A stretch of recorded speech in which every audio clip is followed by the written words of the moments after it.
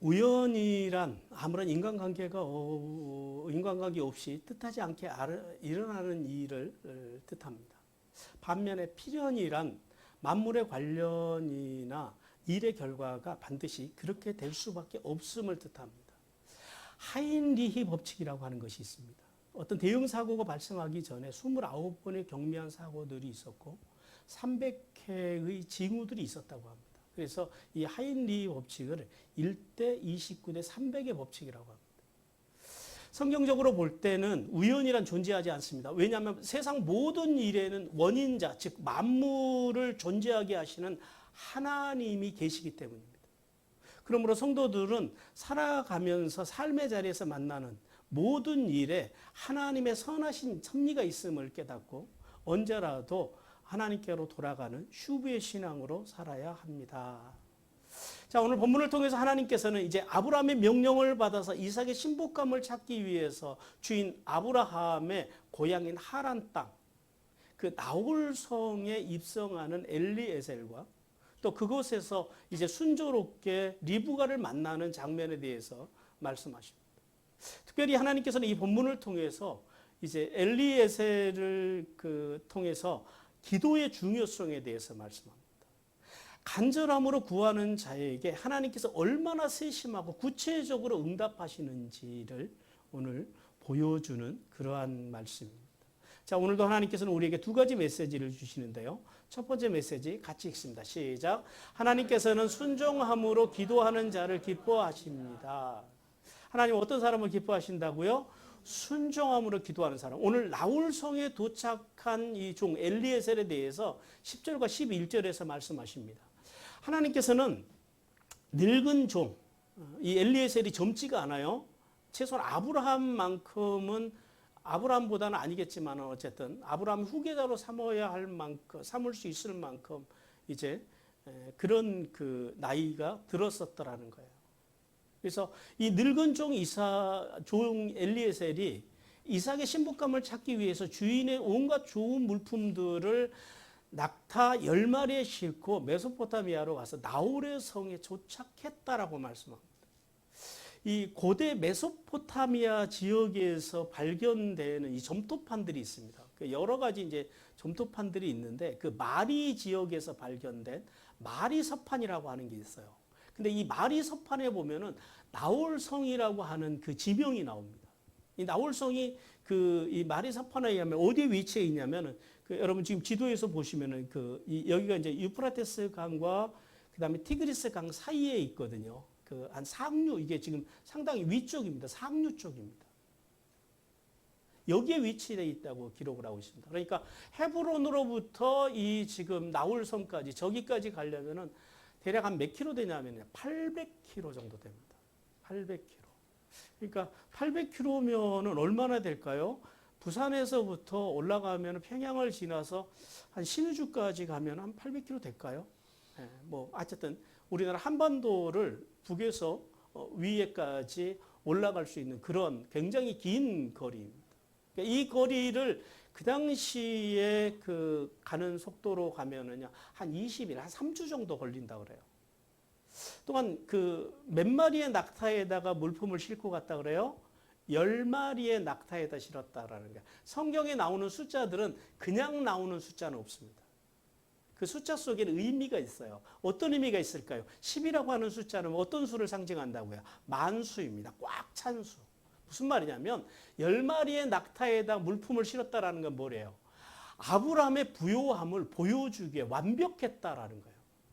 완전한 아브라함의 부요함을 보여주기 위해서 10마리의 낙타를 동원해서 거기에 이제 아브라함의 부요함을 신부감이 될 그 여인과 그리고 그의 가족들에게 드러내기 위해서 그래서 10마리의 낙타가 이제 필요했던 것입니다.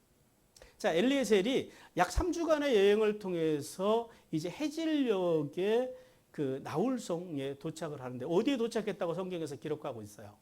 우물에 도착했다고 합니다. 우물. 여러분 여기서 여러분 혹시 성경 읽으시면서 궁금하지 않으셨습니까? 왜 우물이었을까? 사람을 찾으려면 좋은 신부감을 찾으려면 보통 그 시대에는 어디로 가야 돼요? 광장으로 가야 됩니다. 성문화 광장으로 가야 돼요. 그러니까 거기에 광장에는 옛날에는 시장도 있고 거기에는 온 성의 사람들이 다 모이는 곳이 광장이에요. 그런데 광장이 아니라 엘리에셀이 지금 어디로 갔다고요? 어디에 도착했다고요? 우물에 도착했다라는 거예요. 왜 그랬을까요? 예나 지금이나 이 중동은 물이 귀한 지역입니다. 그래서 마을을 형성한다든지 성을 쌓을 때도 뭘 중심으로 형성되고 뭘 중심으로 쌓았을까요? 우물을 중심으로. 왜냐하면 물이 없는 성은 사람이 살 수가 없거든요. 그만큼 우물이 중요한 곳이었습니다. 그러니까 우물이 그 성의 어쩌면 중심이었다고도 이제 말할 수 있습니다. 그런데 오늘 특히 이 우물이라고 하는 곳은 어떤 특징을 가지고 있냐면은 아침 저녁으로 성실한 여인들, 그러니까 집안일을 하는 성실한 여인들이 필히 모이는 곳이 어디냐면 우물이었다라는 거예요. 즉 자신의 일을 성실하게 감당하는 여인들 중에서 이제 이삭의 그 신부감을 찾기 위해서 엘리에셀이 우물로 갔다라는 거예요. 그러니까 지금 말해서 뭐예요? 엘리에셀의 지혜로운 행동입니다. 성도 여러분, 오늘 이 본문을 우리가 구속사적으로 해석해 볼 때 이삭을 예수님을 예표하는 것으로 본다면은 엘리에셀은 어떤 사람으로 예표할 수 있을까요? 예수님을 믿어서 구원받은 성도를 엘리에셀로 예표할 수가 있습니다. 우리 고린도후서 2장 14, 15절 같이 읽습니다. 시작. 항상 우리를 그리스도 안에서 이기게 하시고 우리로 말미암아 각처에서 그리스도를 아는 냄새를 나타내시는 하나님께 감사하노라. 우리는 구원받은 자들에게나 망하는 자들에게나 하나님 앞에서 그리스도의 향기니. 자, 하나님께서는 성도가 구원받은 자들에게나 구원이 없어서 망하는 자들에게나 하나님 앞에서 그리스도의 향기가 되어야 한다라고 말씀합니다. 즉 엘리에셀과 같이 충성스러운 청지기로서 이삭으로 예표되는 예수님과 그리고 이제 신부감, 리브가는 아니고요. 신부감으로 예표되는 세상 사람들, 그들을 예수님과 만나게 해주는 이 중매자의 역할을 성도들은 잘 해야 한다는 거예요. 그것이 성도의 사명이라고 오늘 주님께서 우리에게 말씀하십니다.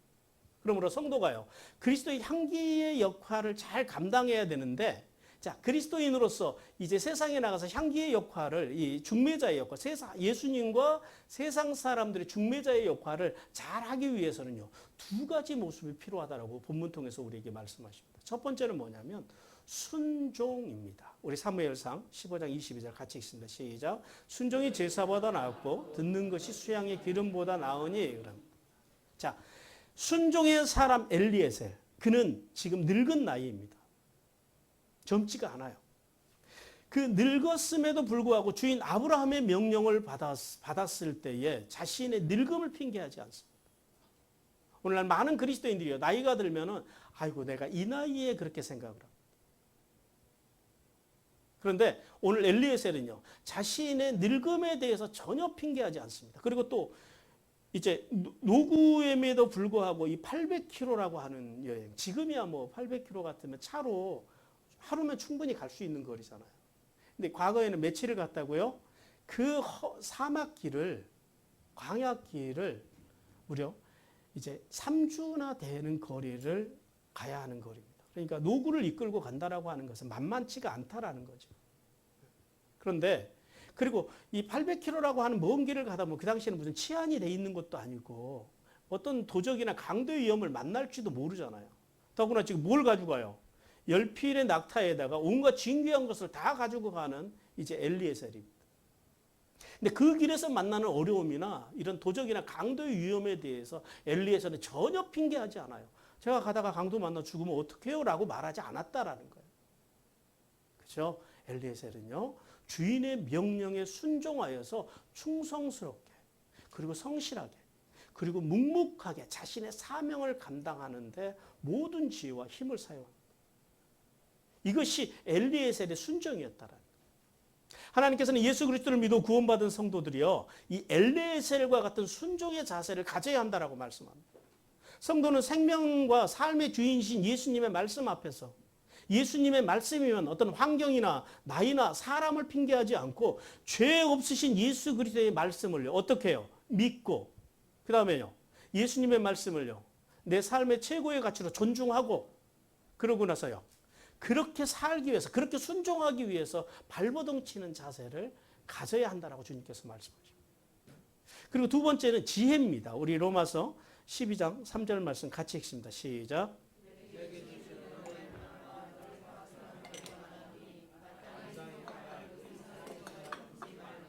오직 하나님께서 각 사람에게 나누어 주신 믿음의 분량대로 지혜롭게 생각. 이게 성도에게 필요한 것이 두 번째는요. 지혜입니다. 그리스도의 향기를 우리가 잘 감당하기 위해서는 그리스도인들이 성도들이 살아가는 삶의 지혜, 믿음의 지혜가 있어야 한다라는 거예요. 자, 엘리에셀은요. 엘리에셀의 지혜가 어디에서 나타나요? 화려한 여인들, 아름다운 여인들, 그 나홀성에서 그래도 영향력이 있는 여인들을 찾으려면 어디로 가야 됐다고요? 광장으로 가야 됐습니다. 시장으로 가야 되는 거예요. 근데 아브라함의 종 엘리에셀이 지금 어디로 갔다고요? 우물로 갔다라는, 우물에 가서 이삭을 위한 신부감을 찾았다라는 겁니다. 이 사실을 통해서 엘리에셀이 하나님의 구원의 역사를 이어갈 사람은 어떤 사람이어야 되는지를 오늘 우리에게 보여줍니다. 세상은요, 뭐부터 봐요? 학벌, 외모, 부유함, 이런 것부터 봅니다. 그런데 오늘 지금 엘리에셀이 보고 있는 가치는 뭐 어떤 가치예요? 세상의 번영이나 어떤 세상의 만문이즘, 이런 것이 아니라, 그런 것을 쫓는 어떤 그런 삶이 아니라, 내면,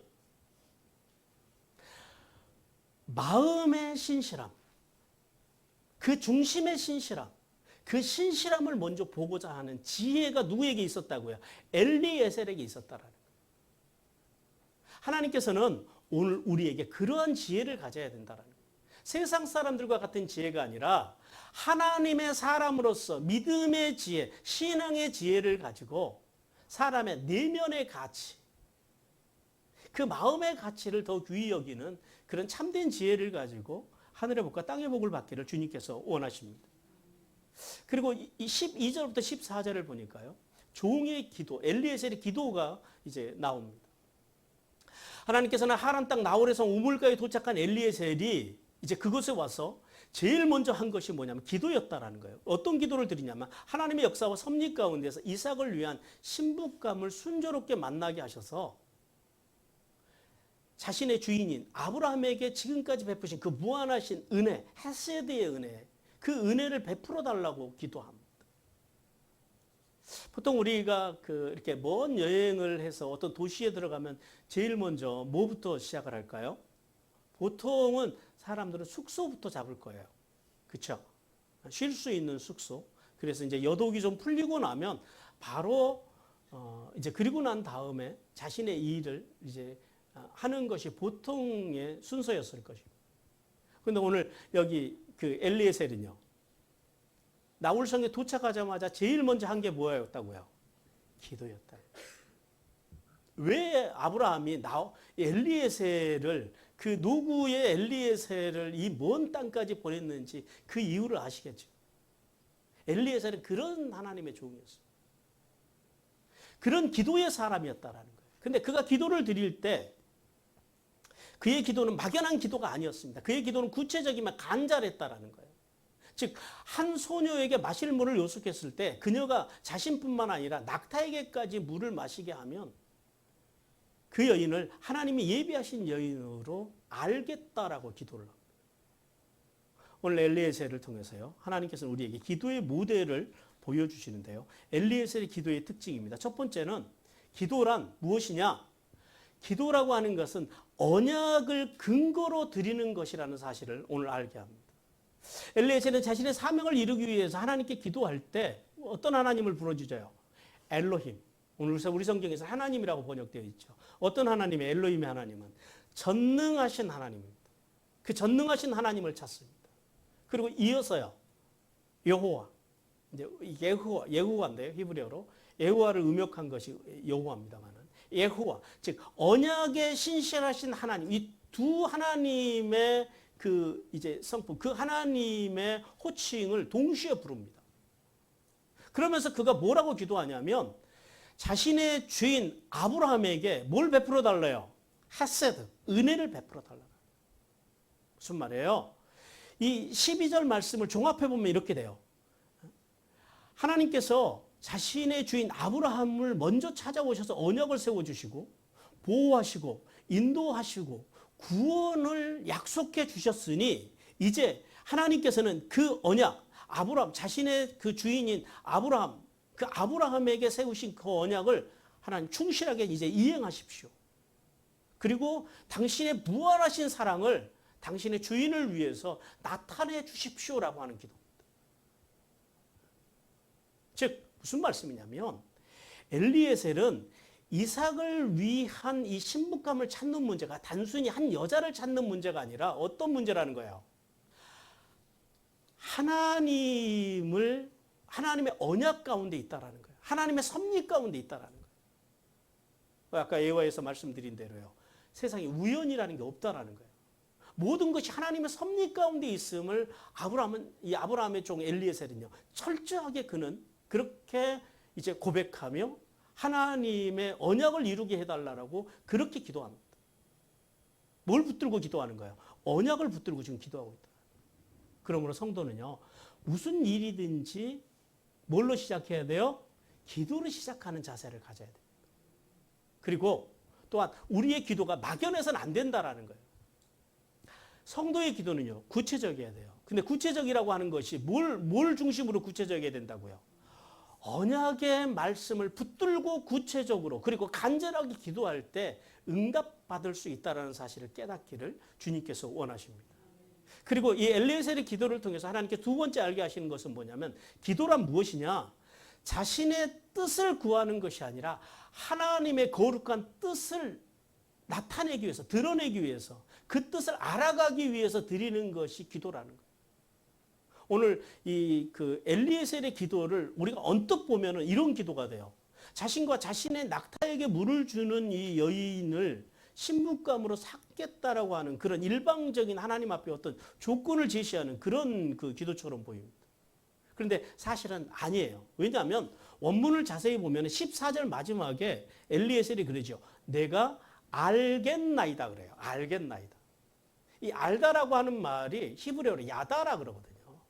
이 야다라고 하는 말이 그냥 내가 알겠다라고 하는 것이 아니라 어떤 뜻이냐면 경험이나 직접적인 접촉을 통해서 상대방을 아는 것. 그러니까 그냥 머리로 아는 것이 아니라 분명하게 경험을 통해서 아는 그런 의미입니다. 즉 소녀의 물을 주는 행위를 통해서 하나님의 뜻을 분명하게 깨닫기를 원한다고 하는 엘리에셀의 이게 일종의 신앙 고백이라는 거예요. 이렇게 하시면 이렇게 하겠습니까? 아니라 이렇게 하시면 이것이 하나님의 뜻인 줄 분별하겠습니다라고 하는 그런 신앙 고백이라는 거예요. 성도 여러분, 우리가 이 엘리에셀의 기도를 통해서 깨달아야 하는 것은 기도는요, 단순히 인간적인 소원만 아뢰는 게 아니에요. 그것도 맞아요. 개인의 소원을 아뢰는 게 기도긴 한데 단순히 그 어떤 개인적인 소원이나 생각만을 아뢰는 것이 아니라 우리의 기도가 어디까지 가야 되냐면 하나님의 언약의 성취를 바라보며 하나님의 뜻을 찾아가는 것. 그것이 참된 성숙한 기도라는 사실을 깨닫는 은혜가 임하시기를 바랍니다.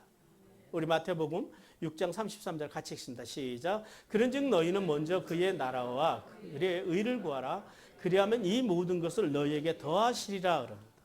자, 그러므로 성도는요, 성도가 먼저 하나님 앞에 구해야 할 기도는 어떤 기도라고요? 자신의 뜻과 생각이 아니라 하나님의 언약의 말씀을 기반으로 해서 먼저 그의 나라와 그의 의를 구하는 기도.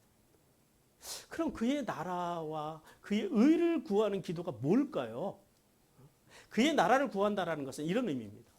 온 세상 사람들이 복음으로 오신 예수 그리스도를 믿어서 그분의 이름 아래서 하나님의 통치를 받게 하는 것. 한마디로 말해서 예수를 믿어서 하나님의 백성이 되게 하는 것. 그러니까 우리가 오늘 이제 집사님의 간증과 같이 삶의 자리에 나가서 세상 사람들에게 내가 만난 하나님을 간증해서 나팔을 불어서 그들을 대속죄 주님 안으로 돌아오게 하는 것, 전도하는 것. 좀 더 구체적으로 말하면 그것이 하나님의 나라를 구하는 삶이라는 것. 그 다음에 그의 의라고 하는 것은 남에게 보이기 위해서 바리새인들과 같은 이 거짓된 삶의 자리를 버리고 정의, 이 정의라고 하는 건 뭐냐면은 희생이 동반된 진실한 선을 베푸는 것. 이게 정의거든요.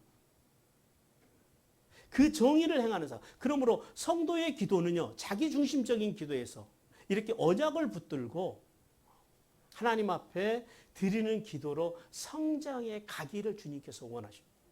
이렇게 하나님의 나라와 하나님의 의를 먼저 구하는, 그 하나님의 뜻이 이루어지기를 구하는 그런 기도로 성숙해 가야 한다라는 거예요.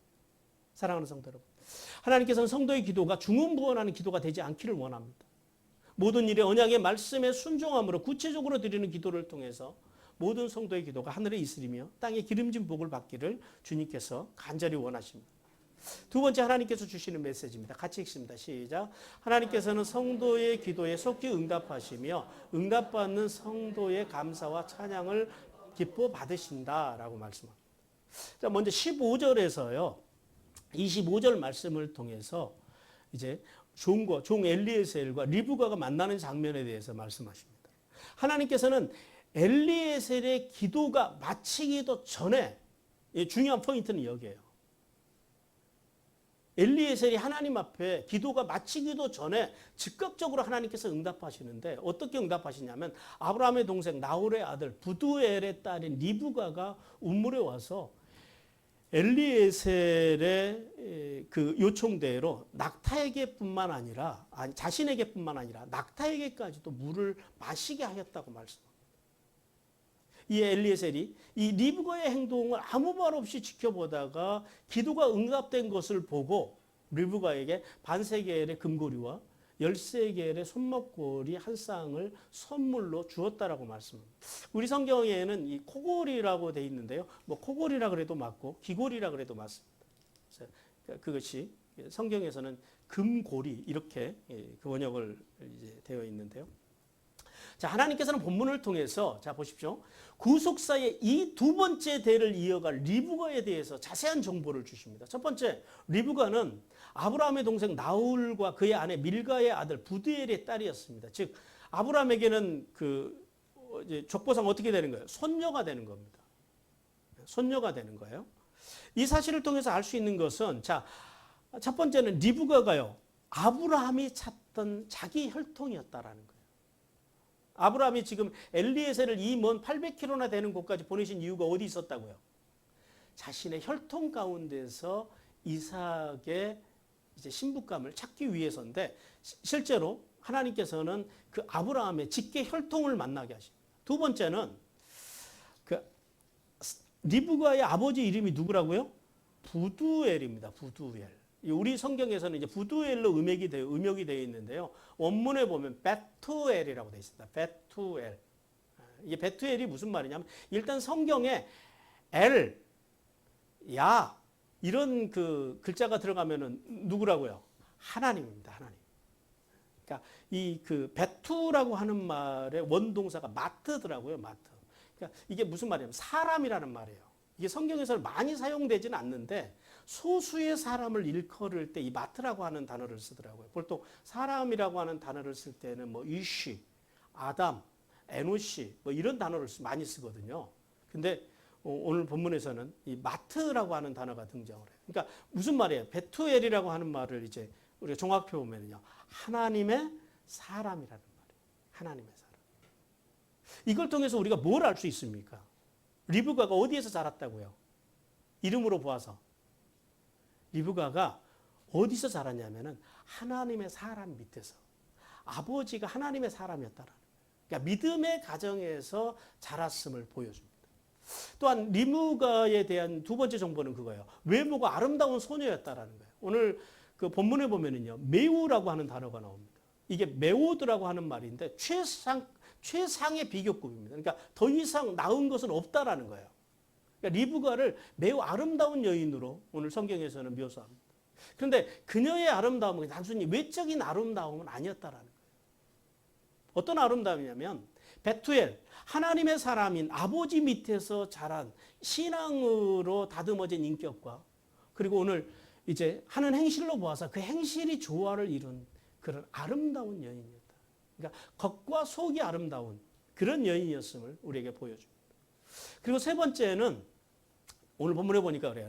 리브가는 남자를 갖가지 아니한 처녀였다라고 말씀합니다. 예나 뭐 지금도 그렇습니다만은 옛날에는 더구나 이 당시에는 이제 성적으로 종교적으로 타락해 있는 그런 세상이었습니다. 그래서 이 혼전 순결을 지킨다라고 하는 게 참 어려운 그런 세상이었는데 오늘 그 리브가는요 이제 그 혼전 순결을 지킨 그런 여인이었음을 오늘 본문을 통해서 말씀합니다. 자, 한마디로 정리해 보면 리브가는 어떤 여인이었어요? 이제 믿음의 구속사의 이대를 이어갈 그 리브가, 하나님께서 예비하신 그 리브가는 행실과 정절과 신앙을 모두 갖춘 여인이었다는 거예요. 한마디로 말해서 이삭의 신부감으로 전혀 손색이 없는 여인이었음을 오늘 우리에게 보여줍니다. 그런데 그 여인을 보자 엘리에셀이 가슴이 뜁니다.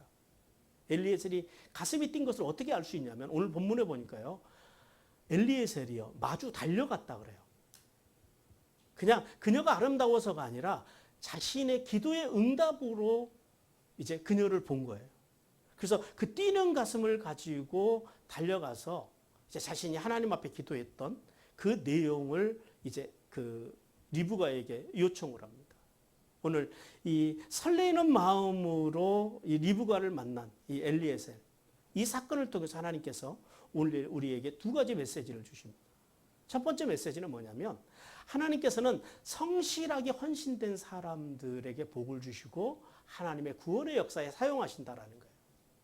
여러분 기본적으로 그 우물 어렸을 때 우물 길어 보신 적 있으시죠?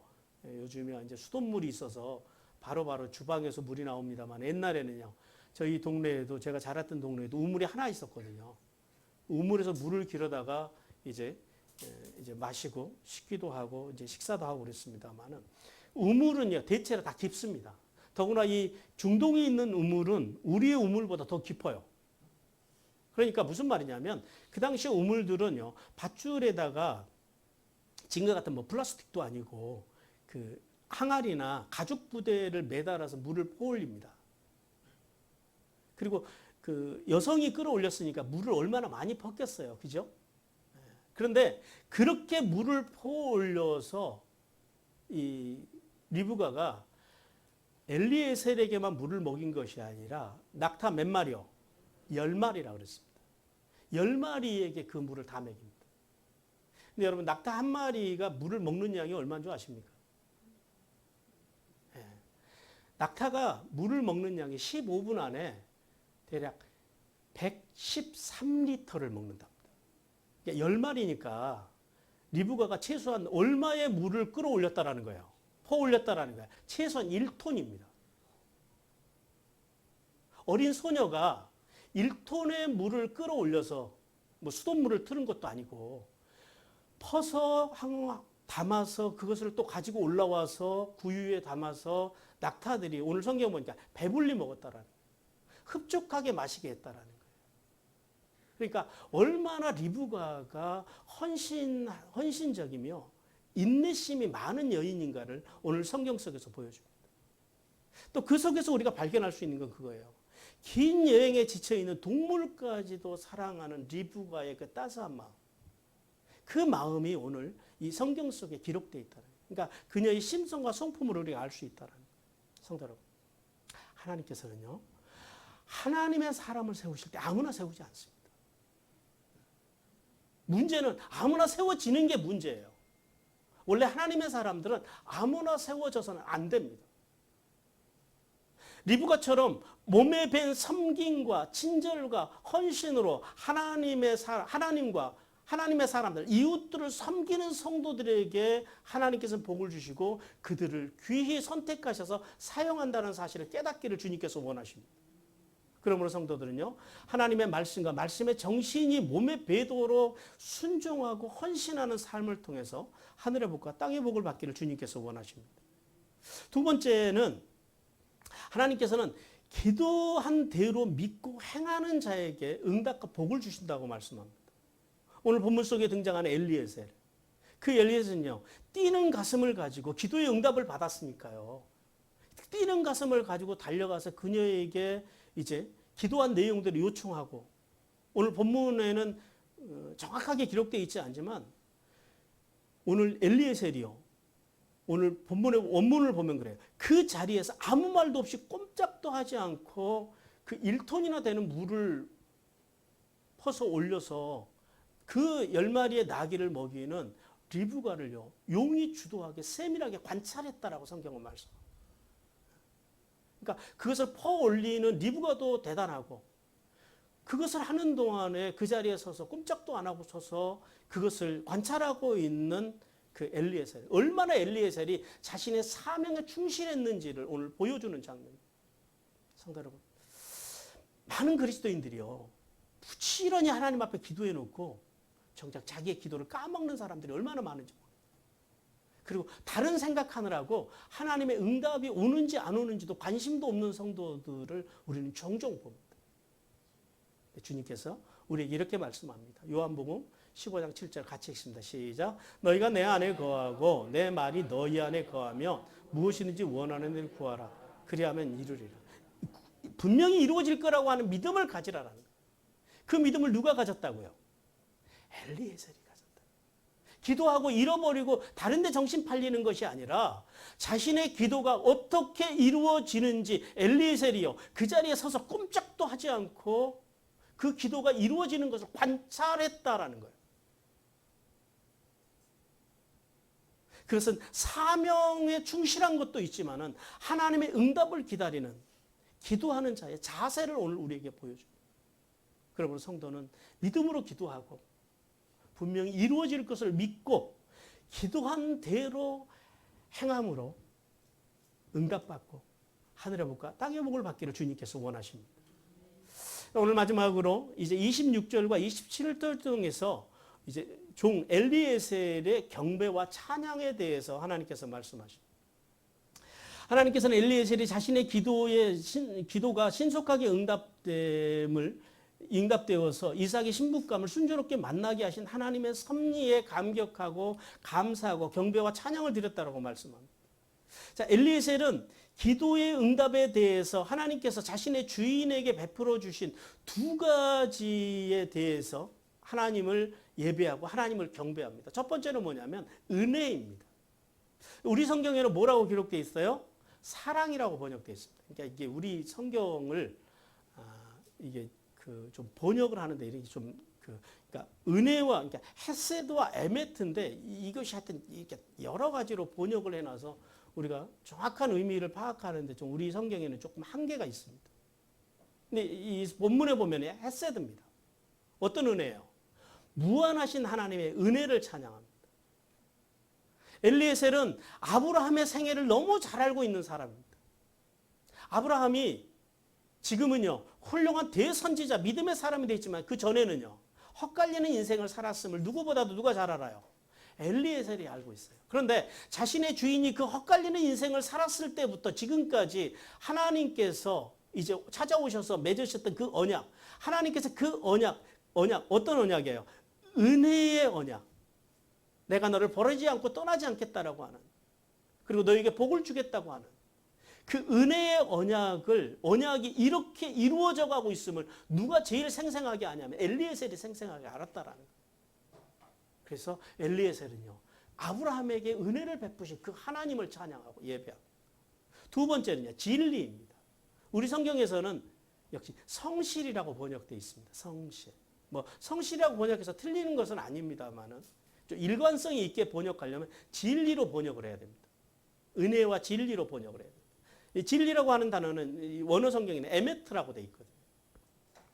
어떤 진리예요? 변하지 않는 진리.